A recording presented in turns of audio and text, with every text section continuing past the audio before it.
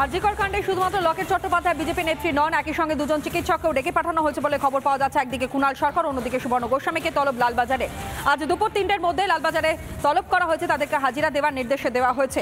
বিশিষ্ট চিকিৎসক দুজনই এবং তাদেরকেই ডেকে পাঠানো হয়। দুই চিকিৎসককে লালবাজারে তলব, কুণাল সরকার এবং সুবর্ণ গোস্বামীকে তলব করা হয়েছে। আর কিছুক্ষণ আগে আপনাদেরকে জানিয়েছিলাম বিজেপি নেত্রী লকেট চট্টোপাধ্যায়কেও তলব করা হয়েছে। সোশ্যাল মিডিয়াতে অভয়ার ছবি প্রকাশ্যে আনবার অভিযোগেই তলব করা হয়। দুই চিকিৎসককেও লালবাজারে তলব করা হয়েছে। কুণাল সরকার বিশিষ্ট চিকিৎসক এবং একই সঙ্গে আপনারা জানেন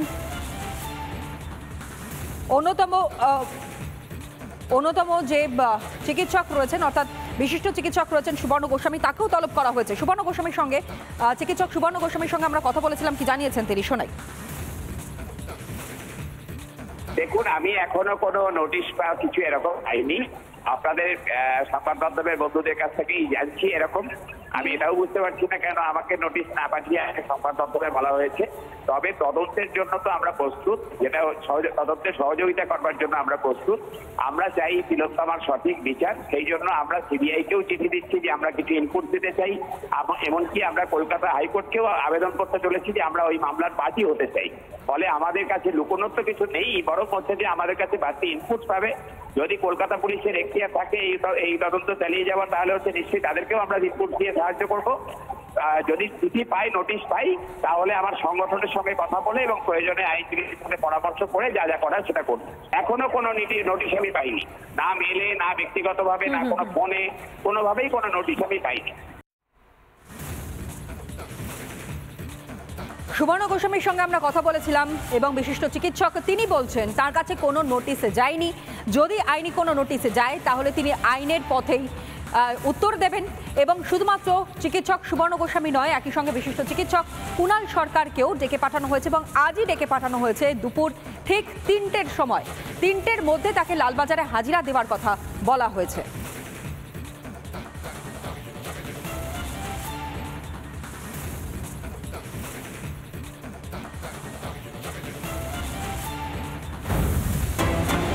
অভয়ার হত্যাকাণ্ডে যেখানে একদিকে শাসক দলেরই নেতারা তারা সোচ্চার হয়েছেন, ঠিক তার পাশাপাশি শাসক দলেরই আরো একজন নেতা তথা মন্ত্রী তিনি আবার হুমকি দিচ্ছেন।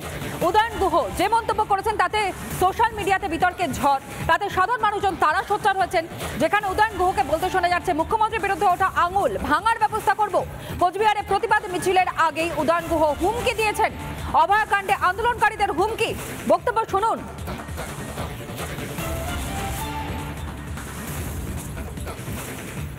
কর্মসূচিতে কুচবিহারে এসেছি, তখন দেখলাম লাল পতাকা নিয়ে মিছিল, আঙুল করা হচ্ছে মমতা বন্দ্যোপাধ্যায়ের দিকে, যে মমতা বন্দ্যোপাধ্যায় নাকি নাটক করছেন।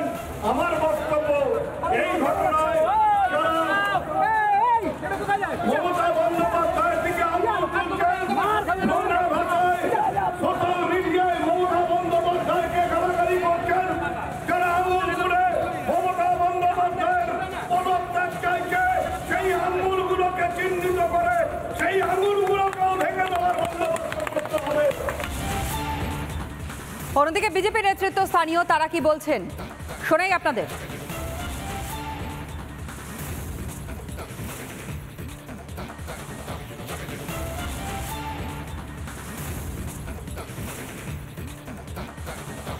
মুখ্যমন্ত্রী শুধুমাত্র নোংরামি করার জন্য এবং নোংরা কথা বলার জন্য ওনাকে উন্নয়ন মন্ত্রী বানিয়েছেন। আর উনি বলছেন যে জনগণের আঙুল ভাঙবেন। উনি হয়তো জানেন না যে জনগণের মায়ের দুনিয়ার বাইরে। আমি বলবো আগামী দিনে আপনি নিজের আঙুলগুলো আগে বাঁচিয়ে রাখুন। উদয়ন গুহর বক্তব্য আপনাদের সামনে তুলে ধরলাম। যখনই এই অভয়ার হত্যাকাণ্ড নিয়ে প্রতিবাদ হচ্ছে বিভিন্ন জায়গায়, দিকে দিকে সাধারণ মানুষও তারা প্রতিবাদে জানাচ্ছেন, তারা জাস্টিস চাইছেন, তারা বিচার চাইছেন। ঠিক সেই মুহূর্তে উদয়ন গুহ তিনি কোনো সময় নারীদের তাদের রীতিমতন প্রশ্ন যা তুলে ধরছেন তা নিয়ে মানুষ সোচ্চার হচ্ছেন। এবং আরও একবার আপনাদের সামনে এটা তুলে ধরি, মুখ্যমন্ত্রী মমতা বন্দ্যোপাধ্যায়ের দিকে কেউ নাকি আঙুল তুলে তিনি ব্যবস্থা নেবেন, তিনি কি আঙুল ভেঙে দেবেন, কি কারণের জন্য তিনি এই মন্তব্য করলেন আরও একবার শুনুন। কর্মসূচিতে কুচবিহারে এসেছি, তখন দেখলাম লাল পতাকা নিয়ে মিছিল, আঙুল করা হচ্ছে মমতা বন্দ্যোপাধ্যায়ের দিকে, যে মমতা বন্দ্যোপাধ্যায় নাকি নাটক করছেন। আমার বক্তব্য, এই ঘটনায় মমতা বন্দ্যোপাধ্যায়ের দিকে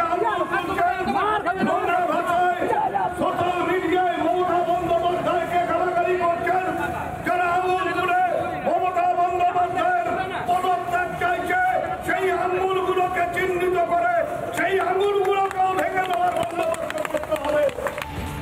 আজিকরে ঘটনার প্রতিবাদে কোচবিহারে তৃণমূল কংগ্রেসের প্রতিবাদ মিছিল এবং সেই মিছিল শুরু হওয়ার আগেই তিনি বক্তব্য রাখেন এবং সাগর দিঘির পারে সেখানে মঞ্চে দাঁড়িয়ে উত্তরবঙ্গ উন্নয়ন মন্ত্রী তিনি বলছেন যে যারা দিনরাত মমতা বন্দ্যোপাধ্যায়ের দিকে আঙুল তুলছেন তাদের আঙুল ভেঙে দেওয়া হবে।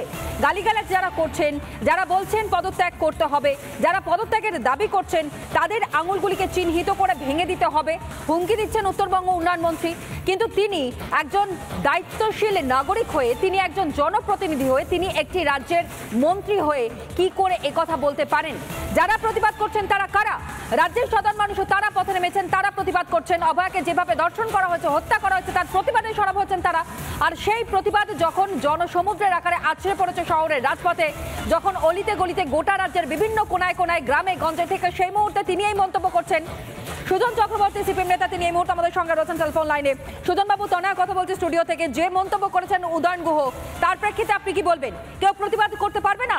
মুখ্যমন্ত্রীর দিকে আঙুল তোলা হচ্ছে, কেন তোলা হচ্ছে? তিনি তো স্বাস্থ্যমন্ত্রী, তিনি প্রশাসনিক প্রধান, স্বরাষ্ট্রমন্ত্রক তার হাতে রয়েছে, তারপরেও সাধারণ মানুষও তারা প্রতিবাদ করতে পারবেন না, তারা প্রশ্ন তুলতে পারবেন না? উদয়ন গুহকে জিজ্ঞেস করুন। মস্তিষ্ক বিকৃত হলে অনেকে অনেক কথা বলে, সেই কথা ধরতে নেই, ধরার কোনো মানে হয় না। আর ওর যদি এতই শখ হয়ে থাকে মুখ্যমন্ত্রীর বিরুদ্ধে কারা আঙুল তুলেছে তাদের আঙুল ভেঙে দিতে হবে, তালিকা করে উনি যান, গিয়ে আঙুল ভেঙে দিন, দেখা যাবে। ফালতু অযোগ্য অপদার্থ কিছু লোক মুখ্যমন্ত্রীকে ঘিরে এমন ভাবে কথা বলে যাতে মুখ্যমন্ত্রীর প্রসাদ তারা একটু বেশি পায়। এর চেয়ে বেশি আর কি বলবো? উনি যে আজে বাজে কথা বলেন সেই কথা বলা ওর বন্ধ হওয়া উচিত। এটা ওর যারা সহযোগী তারা পারলোকে বোঝান। এত আজে বাজে কথা বলাটা এটা কেউ ভালোভাবে নেবে না, নিতে পারে না। মুখ্যমন্ত্রী যদি মনে করেন তিনি মুখ্যমন্ত্রী থাকবেন, তিনি ভোটে জিতেছেন, যেভাবেই হোক জিতেছেন, থাকবেন। কিন্তু তিনি কি এটা বুঝতে পারছেন যে গোটা বাংলার স্বাস্থ্য ব্যবস্থাটাকে ধ্বংস করার অধিকার কারো নেই? দোহাই মুখ্যমন্ত্রীকে, আপনি ফেল করছেন, স্বাস্থ্যমন্ত্রক চালাতে পারছেন না, রাজ্যের স্বাস্থ্য ব্যবস্থাকে রেহাই দিন, স্বাস্থ্যমন্ত্রীর পদ থেকে ইস্তফা দিন, দলেরই কাউকে, ওই উদয়ন গুহ মার্কা কাউকে অথবা অন্য কাউকে, যাকে আপনি মনে করবেন তাকে দায়িত্ব দিন। যাকেই দায়িত্ব দিন না কেন, আপনার চাইতে তিনি স্বাস্থ্যমন্ত্রী ভালো চালাবেন বলে মনে হয়, মুখ্যমন্ত্রী স্বাস্থ্যমন্ত্রী পদ থেকে পদত্যাগ করেন। বেশ, ধন্যবাদ জানাই আপনাকে। সিপিএম নেতা সুজন চক্রবর্তী তিনি ছিলেন আমাদের সঙ্গে টেলিফোন লাইনে। লকেট চট্টোপাধ্যায়কে লালবাজারে তলব করা হয়েছে অভয়া ছবি প্রকাশ করবার অভিযোগ, এবং সেই অভিযোগেই লকেট চট্টোপাধ্যায়কে লালবাজারে তলব করা হয়েছে বলে খবর এই মুহূর্তে পাওয়া যাচ্ছে। আরও একবার জানাই, বিজেপি নেত্রী লকেট চট্টোপাধ্যায় এবং লকেট চট্টোপাধ্যায়কেই ডেকে পাঠানো হলো লালবাজারে। অভয়ার ছবি প্রকাশ করেছেন তিনি, এই অভিযোগকে সামনে রেখেই তাকে ডেকে পাঠানো হয়েছে। বিজেপি নেত্রীকে ডেকে পাঠিয়েছে লালবাজার। সোশ্যাল মিডিয়াতে অভয়ার ছবি প্রকাশ করা এবং সেই অভয়ার ছবি প্রকাশ করবার জন্যই লকেট চট্টোপাধ্যায়কে ডেকে পাঠানো হয়েছে বলে খবর এই মুহূর্তে পাওয়া যাচ্ছে, এবং একই সঙ্গে আরও দুজন চিকিৎসককেও তলব করা হয়েছে বলে জানতে পারা যাচ্ছে। লকেট চট্টোপাধ্যায়ের সঙ্গে আমরা যোগাযোগ করেছিলাম, কি বলেছেন তিনি শোনাই।